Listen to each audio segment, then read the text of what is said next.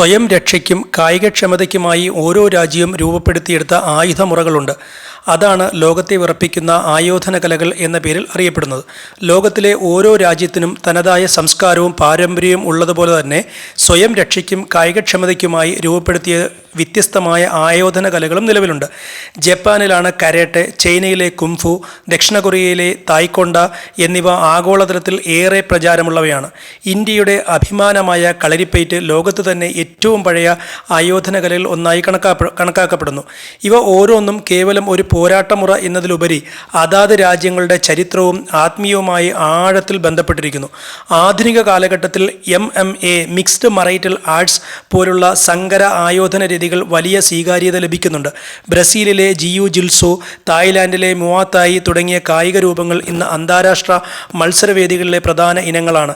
റഷ്യയിലെ സാംബോ, ഗ്രീസിലെ പ്രാങ്ക്രാഷൻ, ഇസ്രായേലിലെ ക്രാവ് മഗ എന്നിവ വൈവിധ്യമാർന്ന രീതികൾ ലോകത്തിൻ്റെ പല ഭാഗങ്ങളിൽ ഇന്നും സജീവമായി നിലനിൽക്കുന്നു.